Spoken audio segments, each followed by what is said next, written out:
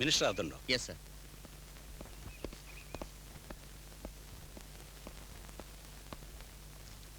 ഇരിക്കൂ. താങ്ക്സ്. എന്തായി, വിവരം വല്ലതും കിട്ടിയോ? പോലീസ് അവന്റെ പിന്നാലെ തന്നെയുണ്ട്. രക്ഷപ്പെടാൻ വഴിയൊന്നുമില്ല.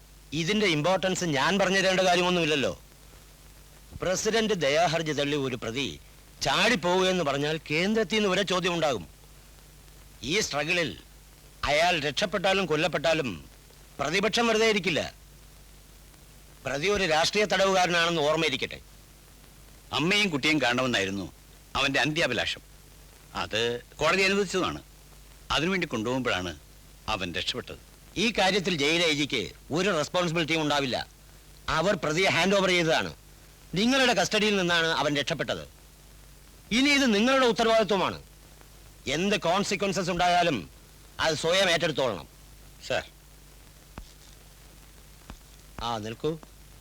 വെളിയിലുള്ള പത്രക്കാരോട് വീരവാദങ്ങളൊന്നും വേണ്ട. സാർ. അങ്ങയുടെ തിരുനാമം പൂജിതമാകണമേ. അങ്ങയുടെ രാജ്യം വരണമേ. അങ്ങയുടെ തിരുമനസ്സ് സ്വർഗ്ഗത്തിലെ പോലെ ഭൂമിയിലുമാകണമേ. അന്നു വേണ്ട ആഹാരം എന്നും ഞങ്ങൾക്ക് നൽകണമേ.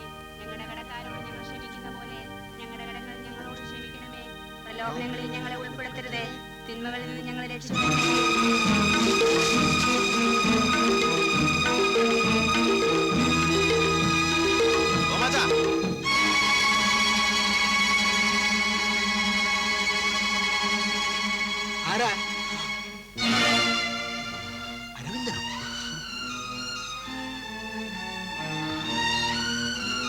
നീ പോലീസ് എല്ലാം ഞാൻ പറയാം. എനിക്ക് കുടിക്കാൻ കുറച്ച് വെള്ളം വേണം.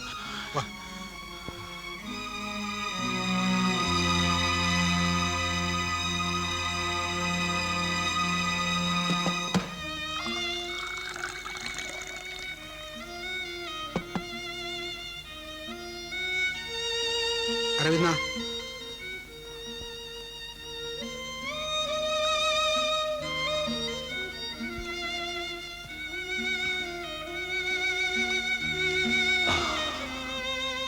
പോലീസ് എന്റെ പിന്നാലെ തന്നെ ഉണ്ട്.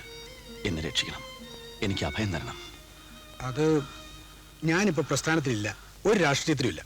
അങ്ങനെ പറയരുത്. എനിക്കിനി ഓടാൻ വയ്യ. എവിടെയെങ്കിലും ഒന്ന് കിടക്കണം. അരവിന്ദ, ഞാൻ നിന്റെ കാല് പിടിക്കാം. എന്നെ കുഴപ്പത്തിലാക്കരുത്. പോലീസ് ഇവിടെയും വരും. നീയും രക്ഷപ്പെടില്ല. ഇതാ അങ്ങോട്ട് പോയാ കാടാ. രക്ഷപ്പെടാം. എനിക്ക് വയ്യ. പോലീസിന്റെ കൈ കിട്ടിയ ഞാൻ തൂക്കുമരം വരെ എത്തുകയില്ല. അവരെന്നെ കൊന്ന കാട്ടിലെറിയും. അരവിന്ദ, ഞാൻ പറയാനുള്ളത് പറഞ്ഞു.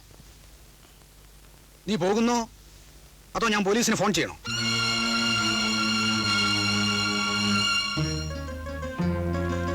അതാണ് വിപ്ലവം. രക്തരൂക്ഷിതമായ ആ വിപ്ലവത്തിന്റെ അന്ത്യത്തിൽ ഫിഡൽ കാസ്ട്രോ ക്യൂബയുടെ ഭരണാധികാരിയായി. എന്നാൽ അധികാരത്തിന്റെ അപ്പക്കഷ്ണം നുണയാൻ നിൽക്കാതെ ചെഗുവരെ തന്റെ തോക്കുമെടുത്ത് മോചനമില്ലാതെ കിടന്ന മറ്റ് ലാറ്റിൻ അമേരിക്കൻ കാടുകളിലേക്ക് നീങ്ങി. അവിടെ നിന്നൊരിക്കൽ ചെഗുവരെ കാസ്ട്രോയ്ക്ക് എഴുതി,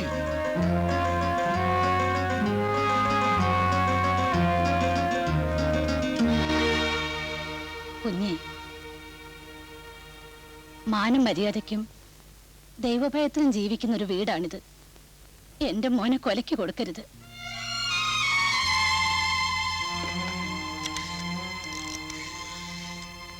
വേണ്ട. ജീവിച്ചിരിക്കണമെന്ന് എനിക്ക് ആഗ്രഹമുണ്ട്. നിന്നെ പോലെയുള്ളവരുടെ തനിനിറം പുറത്തു കൊണ്ടുവരാൻ. ശേഷി എവിടെ ഉണ്ട്? കോട്ടമലയിൽ എവിടെയോ ഏതോ ആദിവാസി ക്യാമ്പിലുണ്ട്. ഞാൻ അങ്ങോട്ട് പോവുക. പോലീസ് ഇവിടെ വരും. ചിലപ്പോൾ പണം തരും. അത് വാങ്ങിയിട്ട് എന്നെ ഒറ്റരുത്.